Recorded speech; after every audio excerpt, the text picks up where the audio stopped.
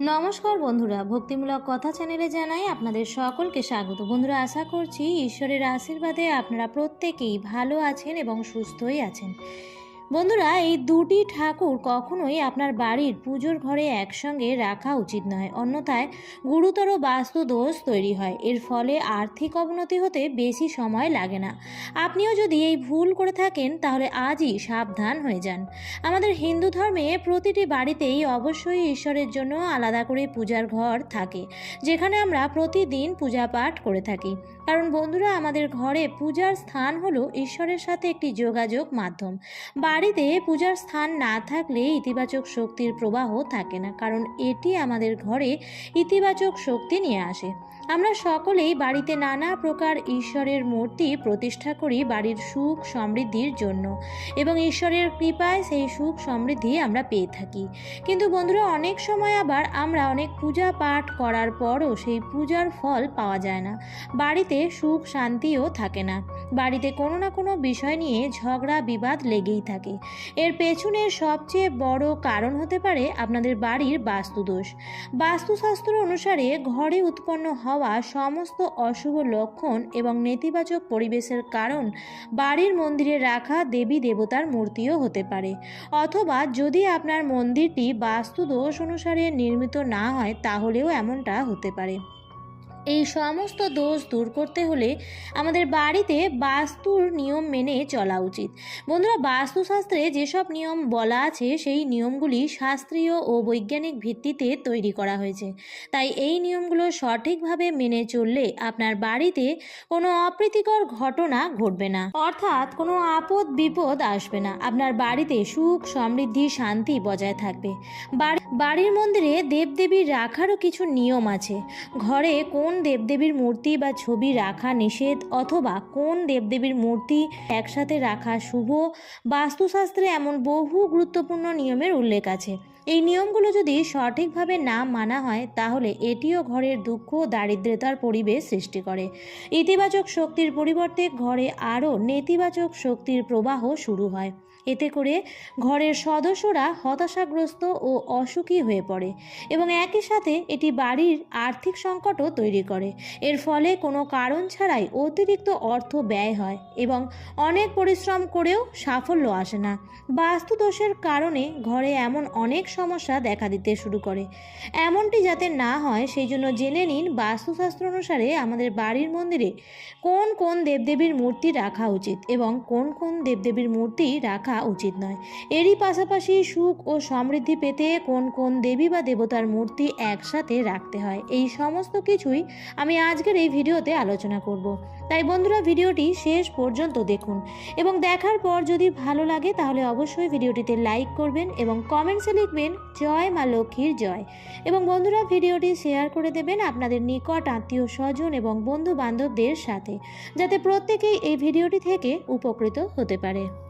বন্ধুরা, বাস্তুশাস্ত্র অনুসারে আপনারা যদি আপনাদের বাড়ির মন্দিরে কিছু বিশেষ দেবদেবীর মূর্তি বা ছবি একে অপরের কাছে রাখেন তাহলে আপনি এটি থেকে অনেক শুভ ফল পেতে পারেন। প্রথমেই জেনে নেওয়া যাক যে সকল দেবদেবীর মূর্তি বা ছবি গৃহের মন্দিরে অবশ্যই রাখা উচিত। সবার আগেই বলি গণেশের ছবি বা মূর্তি। বন্ধুরা, আপনারা সকলেই জানেন যে ভগবান গণেশ সর্বপ্রথম পূজিত হন এবং সকল বাধা বিপত্তি দূর করেন। তাই এই জন্য আপনার বাড়ির মন্দিরে ভগবান গণেশের ছবি বা মূর্তি থাকা বাধ্যতামূলক। কিন্তু আপনি নিশ্চয়ই জানেন যে পূজার ঘরে কখনোই গণেশজির একাধিক ছবি বা মূর্তি রাখা উচিত নয়। ভগবান গণেশের ছবি যদি এমন হয় যে তিনি দেবী লক্ষ্মীর সাথে আছেন এবং তার বাম পাশে বসে আছেন, তাহলে এটি অত্যন্ত শুভ বলে মনে করা হয়। কারণ বন্ধুরা, এই ধরনের ছবি বা মূর্তি ঘর থেকে সমস্ত বাধা বিপত্তি সমস্যা এবং নেতিবাচকতা দূর করে। দ্বিতীয়ত, দেবী লক্ষ্মীর মূর্তি বা ছবি। বন্ধুরা, দেবী লক্ষ্মীর মূর্তি বা ছবি প্রত্যেক ঘরেই থাকে। আর তাছাড়াও আপনি যদি ধন সম্পদ পেতে চান তাহলে মা লক্ষ্মীর ছবি বা মূর্তি অবশ্যই আপনার বাড়ির মন্দিরে রাখা উচিত। কিন্তু আপনাদের জানা উচিত যে বাড়ির মন্দিরের জন্য মা লক্ষ্মীর একার ছবি কখনোই বাড়ির বাস্তুর জন্য শুভ বলে মনে করা হয় না। অবশ্যই আপনাকে মনে রাখতে হবে যে বাড়ির মন্দিরে দেবী লক্ষ্মীর সাথে ভগবান বিষ্ণুর ছবি থাকাও অত্যন্ত গুরুত্বপূর্ণ। বন্ধুরা, অনেকেই মনে করেন যে গৃহে হয়তো শ্রী বিষ্ণুর ছবি রাখা উচিত কিনা। এই প্রশ্ন মনে আনাই ভুল, কারণ যেখানে মা লক্ষ্মীর বাস সেখানেই শ্রী বিষ্ণুর বাস। কারণ বন্ধুরা, জগতের রক্ষণাবেক্ষণকারী ভগবান নারায়ণ হলেন মা লক্ষ্মীর স্বামী, আর মা লক্ষ্মী কখনোই ভগবান নারায়ণ ছাড়া কোনো বাড়িতে যান না। তাই দেবী লক্ষ্মীকে সন্তুষ্ট করার জন্য প্রত্যেক দিন দেবী লক্ষ্মীর আগে ভগবান বিষ্ণুর পূজা করা উচিত। এতে করে ঘরে সুখ সমৃদ্ধি বজায় থাকে। আপনি যদি প্রথমে ভগবান বিষ্ণু এবং তারপর দেবী লক্ষ্মীর পূজা করে থাকেন, তাহলে দেবী লক্ষ্মী এই ধরনের ব্যক্তিদের ওপর বেশি প্রসন্ন থাকেন। যে গৃহে এই দুই দেবদেবী একত্রে বাস করেন, সেই গৃহে কোনো প্রকার সমস্যা আসতেই পারে না। আর যদিও বা কোনোভাবে সমস্যা এসেও যায়, তা খুব দ্রুত সমাধান হয়ে যায়। এছাড়াও হনুমানজির মূর্তি ঘরের মন্দিরে অবশ্যই রাখুন। এতে বাড়ির সমস্ত বাস্তুদোষ ও গ্রহ সংক্রান্ত ঝামেলা দূর হয়ে যাবে। এর সাথে সাথে যদি বাড়িতে হঠাৎ করে কোনো সংকট আসে, তবে তাও বজরংবলীর কৃপায় দূর হয়ে যাবে। তবে ঘরে হনুমানজির বসে থাকা অবস্থার মূর্তি বা ছবি রাখা উচিত। এতে ঘরে সুখ শান্তি সমৃদ্ধি বজায় থাকে। চতুর্থত হলো রাম দরবারের ছবি। বন্ধুরা, আপনারা যদি চান বাড়ির সকল সদস্যদের মধ্যে মিল ভালোবাসা বজায় থাকুক এবং সকল পারিবারিক সমস্যা দূর হয়ে যাক, তাহলে এর জন্য আপনাকে বাড়িতে রাম দরবারের ছবি অবশ্যই রাখতে হবে। এছাড়াও আপনি যে দেবী বা দেবতাকে আপনার ইষ্ট বলে মনে করেন, পূজা ঘরে তার ছবি বা মূর্তি অবশ্যই রাখা উচিত। এছাড়াও বন্ধুরা, আপনারা যদি আপনাদের পূজা ঘরে ভগবান শ্রীকৃষ্ণ এবং রাধারানীর ছবি বা মূর্তি একসাথে রাখতে পারেন, তাহলে এটি অবশ্যই আপনাদের যে ভাগ্যকে পরিবর্তন করবে। কিছুদিনের মধ্যেই আপনাদের জীবনের সমস্ত দারিদ্রতা শেষ হয়ে যাবে। সম্ভব হলে রাধাকৃষ্ণের সংযুক্ত ছবি বা মূর্তি রাখুন, কারণ শ্রীকৃষ্ণকে রাধারানী ছাড়া বাড়িতে কোনোভাবেই রাখতে নেই, কারণ এটি হচ্ছে ভালোবাসার মূর্ত প্রতীক। প্রতিদিন সকালে ঘুম থেকে উঠেই যদি রাধাকৃষ্ণের যুগল মূর্তি দর্শন করা যায়, তাহলে জীবন থেকে যত প্রকার সমস্যা রয়েছে তা ধীরে ধীরে দূর হয়ে যায় এবং সংসারে উন্নতি হয় চোখে পড়ার মতো। যে বাড়িতে রাধাকৃষ্ণের একত্র ছবি বা মূর্তি থাকে, সেখানে স্বামী স্ত্রীর মধ্যে কখনো কোনো ঝগড়া ঝামেলা অশান্তি হয় না। এছাড়াও ঘরের সুখ সমৃদ্ধিও বৃদ্ধি পায়। এছাড়াও এই দুই দেবী দেবতার মূর্তি একসঙ্গে যদি রাখা যায়, তাহলে সংসারে নানাভাবে উন্নতি আসে। এবার বলি, ঠাকুর ঘরে কোন কোন দেবতার মূর্তি বা ছবি একসাথে রাখা উচিত নয়। বাড়ির ঠাকুর ঘরে কখনোই ভগবান বিষ্ণু, ভগবান শিব এবং ব্রহ্মদেবের ছবি একসাথে রাখা উচিত নয়। এই তিন দেবতাকে একসঙ্গে পূজাও করা যায় না। এর পেছনের কারণ হলো, তিন দেবতার পূজার পদ্ধতি ভিন্ন।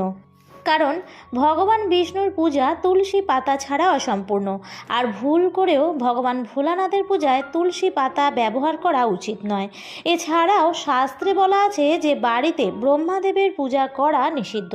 তাই আপনার বাড়ির মন্দিরে যদি এই তিন দেবতার মূর্তি বা ছবি একত্রে থাকে, তাহলে অবিলম্বে আলাদা করে রাখুন। আপনি যদি এই তিন দেবতার ছবি একসঙ্গে রাখতে চান, তাহলে ঘরের মন্দির ছাড়া ঘরের অন্যত্র কোথাও লাগাতে পারেন। বন্ধুরা, শোবার ঘর অর্থাৎ বেডরুমে আমরা অনেকেই ঠাকুর দেবতার ছবি বা মূর্তি রেখে থাকি, আবার অনেকের ঘরেই থাকে না। তবে বেডরুম অর্থাৎ শোবার ঘরে ঠাকুর দেবতার মূর্তি বা ছবি রাখলে কিন্তু কিছু বিষয় অবশ্যই মাথায় রাখা উচিত। তা না হলে ঠাকুর দেবতার আশীর্বাদ পাওয়া তো দূর, এর বিপরীত ফলও হতে পারে। কারণ শাস্ত্রে কিন্তু ঠাকুর দেবতার ছবি বা মূর্তি শোবার ঘরে রাখতে নিষেধ করা আছে। কিন্তু কেন ঠাকুর দেবতার ছবি বা মূর্তি রাখতে নিষেধ করা হয়েছে আমাদের শাস্ত্রে? আর একান্তই যদি সম্ভবপর না হয়ে থাকে আলাদা করে ঠাকুর ঘর তৈরি করার, তখন সেক্ষেত্রে এই বেডরুমে অর্থাৎ শোবার ঘরে ঠাকুর দেবতার ছবি বা মূর্তি রাখার সময় কোন কোন বিষয়গুলি আমাদের অবশ্যই খেয়াল রাখতে হবে, এই সমস্ত বিষয় নিয়ে আজকের ভিডিওতে আলোচনা করব। বন্ধুরা, বর্তমানে অনেকেই একান্নবর্তী পরিবার থেকে নিউক্লিয়ার ফ্যামিলিতে পরিণত হয়েছে। সেক্ষেত্রে অনেকেই হয়তো ফ্ল্যাটে থাকেন, অথবা অনেকেই হয়তো একটি ঘরের মধ্যেই ভাড়ায় থাকেন। আবার হয়তো বা অনেকেরই এমন সামর্থ্য নেই যে আলাদা করে একটি ঠাকুর ঘর তৈরি করার। তাই সেক্ষেত্রে দেখা যায় যে নিজের শোবার ঘর বা বেডরুমের মধ্যেই ঠাকুর দেবতার মূর্তি অথবা ছবি প্রতিস্থাপন করে অনেকেই হয়তো ইতিমধ্যে পূজাও করছেন। আবার অনেক ক্ষেত্রে এই বিষয়টাও দেখা যায় যে বাড়িতে পৃথক ঠাকুর ঘর রয়েছে, তবুও শোবার ঘরে ঠাকুর দেবতার মূর্তি অথবা ছবি কিনে সাজিয়ে রেখেছেন। এই বিষয়টি কি ঠিক করা উচিত? শাস্ত্রে এই বিষয়ে পরিষ্কার বলা আছে যে যদি সাধ্য বা সামর্থ্য থাকে তাহলে অবশ্যই ছোট করে হলেও একটি ঠাকুর ঘর আলাদাভাবে তৈরি করা প্রয়োজন। আর যদি একান্তই সম্ভবপর না হয়ে থাকে তাহলে আপনি শোবার ঘর বা বেডরুমে এই ধরনের ঠাকুর দেবতার মূর্তি বা ছবি রাখলে আপনাকে বেশ কিছু বিষয় সচেতন অবলম্বন করা প্রয়োজন। তাই বন্ধুরা, ভিডিওটি সম্পূর্ণ দেখুন। বন্ধুরা, শাস্ত্র মতে শোবার ঘরে আমরা এমন কিছু কাজ করে থাকি যা অনেক ক্ষেত্রেই পবিত্র নয়। তাই এমন জায়গায় অর্থাৎ শোবার ঘরে দেবদেবীদের পুজো বা আরাধনা করা একদমই ঠিক কাজ নয়। আর যদি কেউ এমনটা করে থাকেন তাহলে পরিবারের নানা ধরনের খারাপ ঘটনা ঘটার আশঙ্কা বৃদ্ধি পায়। কারণ এই শোবার ঘরে স্বামী স্ত্রী তাদের ব্যক্তিগত মুহূর্ত উপভোগ করে থাকে। এবং এরই পাশাপাশি খেয়াল করে দেখবেন যে আমাদের অনেকেই কিন্তু বেডরুমে খাওয়া দাওয়াও করে থাকে এবং সেই সঙ্গে পোশাক পরিবর্তন, অথবা অনেক সময় অনেক বাড়িতেই এমন আছে যে বাইরের লোকও সেই শোবার ঘরে বা বেডরুমে এসে বসে। সেক্ষেত্রে সেই ঘরে পবিত্রতা বজায় থাকে না। তার সাথে সাথে অনেকেই শোবার ঘরে ঘরের চটি জুতো পরে অনেকেই কিন্তু প্রবেশ করতে দেখা যায়। এবং এরই পাশাপাশি এই বিষয়টাও অনেক সময় দেখা যায় যে শোবার ঘরে বসেই স্বামী স্ত্রী বা ঘরের অন্যান্য সদস্যরা ঝগড়াঝাঁটি বা অশান্তি করছে। অথবা বাড়িতে যদি কোনো বাচ্চা থাকে তাহলে সেই বাচ্চা খেলাধুলা করার জন্য কোনো বল বা এই ধরনের কিছু ঠাকুরের ছবি বা মূর্তিতে লেগে গিয়ে সেটি ক্ষতি হওয়ার একটা আশঙ্কা থেকেই যায়। তাই এই ধরনের বিভিন্ন কারণের জন্য আমাদের শোবার ঘর বা বেডরুম তার পবিত্রতা আমরা রক্ষা করতে পারি না। আর মূলত শোবার ঘর বা বেডরুম আমাদের প্রাইভেসির জন্যই তৈরি করা হয়ে থাকে। বিষয়টি আরও পরিষ্কার করলে বলা যায় যে যেমন ধরুন, মাত্র একটি ঘরের মধ্যে স্বামী স্ত্রী তার পিতা মাতা এবং সন্তান সন্ততি যদি সর্বদা একত্রে অবস্থান করে তাহলে সেক্ষেত্রে যে সমস্যা তৈরি হয়, যদি বেডরুম বা শোবার ঘরে ঠাকুর দেবতার ছবি বা মূর্তি এরূপভাবে রাখা হয় তাহলে সেক্ষেত্রে একই সমস্যাই তৈরি হয়। আর সেই কারণেই বাড়িতে আলাদা আলাদা ঘর হয়ে থাকে। এমনটি আমাদের যিনি প্রধান দেবতা অর্থাৎ আমাদের মাতা পিতার জন্য কিন্তু আলাদা ঘর থাকে। আর সেই কারণেই শাস্ত্রে এই বিষয়ের ওপর জোর দেওয়া হয়েছে যে শোবার ঘর বা বেডরুম ছাড়া অন্যত্র ঠাকুর ঘর তৈরি করা উচিত। তবে একান্তই যদি সম্ভব না হয়ে থাকে, অর্থাৎ যদি আপনি একটি ঘরের মধ্যেই থাকেন বা আপনার ফ্ল্যাটে যদি জায়গা না থাকে বা আপনার যদি সামর্থ্য না থাকে তাহলে সেক্ষেত্রে এই বিষয়গুলি মেনে চলুন। প্রথমত, যে স্থানে আপনি ঠাকুরের ছবি বা মূর্তি রাখতে চাইছেন সেই স্থানটিকে কোনো পর্দা বা কাপড় দিয়ে ঘিরে আড়াল করে রাখুন। এবং শোবার ঘরে ঠাকুরের আসন বা ছবি পরিষ্কার করতে কখনোই কিন্তু ভুলবেন না। এমনটা করলে গৃহের বা ঘরের মধ্যে যে নেগেটিভিটি তার মাত্রা কমবে এবং সেই সঙ্গে ঠাকুরের আসনের আশপাশটাও সর্বদাই পবিত্র থাকবে।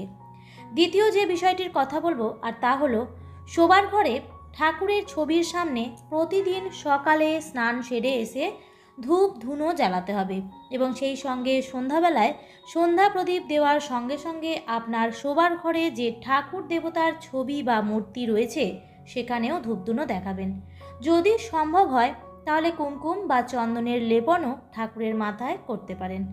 তৃতীয় যে বিষয়টি খেয়াল রাখতে হবে তা হলো, শোবার ঘরে ঠাকুরের ছবি বা আসন পাততে হলে আপনার বিছানা থেকে এমনভাবে রাখবেন যাতে আপনি যখনই ঘুমাবেন সেই সময় যেন ভুলেও পা ঠাকুরের দিকে করবেন না, বা খেয়াল রাখবেন আপনার পা ঠাকুরের ছবি বা মূর্তির গায়ে কখনোই যেন না লাগে।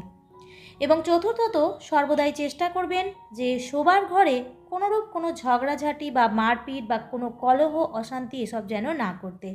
কারণ যে মুহূর্তে আপনি শোবার ঘরে ঠাকুর দেবতার মূর্তি রেখেছেন সেই মুহূর্তেই শুধুমাত্র সেটি আর শোবার ঘর নয়, সেটি একই সঙ্গে শোবার ঘর আবার ঠাকুর ঘরও। আর যদি সম্ভব হয় তাহলে আপনার শোবার ঘরের যে উত্তর পূর্ব দিক রয়েছে সেই স্থানেই আপনি ঠাকুর দেবতার মূর্তি বা ছবি প্রতিস্থাপন করতে পারেন। শাস্ত্রমতে এই স্থানটি ঠাকুর দেবতার মূর্তি বা ছবি রাখার পক্ষে আদর্শ স্থান। তাই যদি সত্যিই আপনি ঠাকুর দেবতা মানেন বা বিশ্বাস করেন এবং একান্তভাবেই যদি আপনাকে শোবার ঘরেই নিজের ঠাকুর দেবতাকে রাখতে হয় তাহলে এই ছোট ছোট বিষয়গুলি অবশ্যই মেনে চলার চেষ্টা করুন। আর এক্ষেত্রে আরেকটি বিষয় বলবো, অনেক শাস্ত্র বিশেষজ্ঞদের মতে শোবার ঘরে বা বেডরুমে রাধা কৃষ্ণের ছবি বা শ্রীকৃষ্ণের ছবি অথবা শ্রীকৃষ্ণের বালক অবস্থার অর্থাৎ গোপালের ছবি রাখা অত্যন্ত শুভ বলে মনে করা হয়। আর অন্যান্য দেবদেবীর ছবি বা মূর্তি রাখার ক্ষেত্রে এই সমস্ত বিষয়গুলি মেনে চলা প্রয়োজন।